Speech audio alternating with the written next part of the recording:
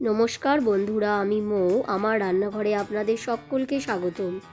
বন্ধুরা, আজকে রান্না করব থোর। সেজন্য দুটো থোর ভালো করে ছাড়িয়ে নিয়েছি। এবার গোল গোল করে কেটে থোরের ভেতর থেকে আঁশগুলোকে ফেলে দিয়ে একটা চপারের মধ্যে নিয়ে চপ করে নিলাম। দেখুন বন্ধুরা, চপারে কি সুন্দর চপ হয়ে গেছে।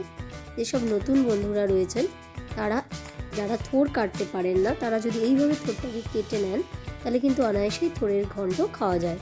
আর যাদের হাতে সময় কম কিন্তু ঘন্ট খেতে চাইছেন, তারাও এইভাবে করে নেবেন। এবারে আমি কড়াইয়ে কিছুটা তেল দিয়ে দিলাম। তেলের মধ্যে সর্ষে আর শুকনো লঙ্কা ফোড়ন দিয়ে দিয়েছি। এরপরে যে থোরটাকে আমি চপ করে রেখেছিলাম সেটাকে দিয়ে দিলাম। এরপরে পরিমাণ মতো নুন আর হলুদ দিয়ে কিছুক্ষণ নাড়াচাড়া করব। এইভাবে আমি কিছুক্ষণ নাড়াচাড়া করে নিলাম। এরপরে আমি ওপর থেকে দুটো কাঁচা লঙ্কা দিয়ে দিলাম। দিয়ে আমি কিছুক্ষণের জন্য ঢাকা দিয়ে দেবো। বন্ধুরা, আপনারা কে কোথা থেকে রেসিপিটি দেখছেন অবশ্যই কমেন্টে জানাবেন, তাহলে আপনাদের আমি ধন্যবাদ দিতে পারবো।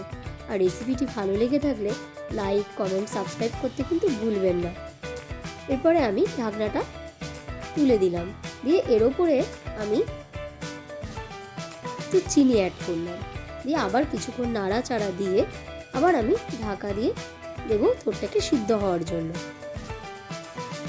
এবারে দেখুন বন্ধুরা, থোরটা আমার সিদ্ধ হয়ে গেছে।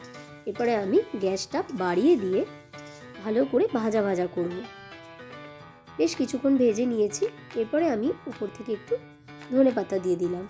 এটা অপশনাল, আপনারা ইচ্ছে হলে দিতেও পারেন আর না হলে দেবেন না। এরপরে থোরটা আমি 1 মিনিট মতো ভেজে নিয়ে সার্ভিং ট্রেতে আমি সার্ভ করে দিলাম। এটাকে আমি গরম ভাতের সাথে পরিবেশন করে দেবো। খেতে কিন্তু দুর্দান্ত ছিল।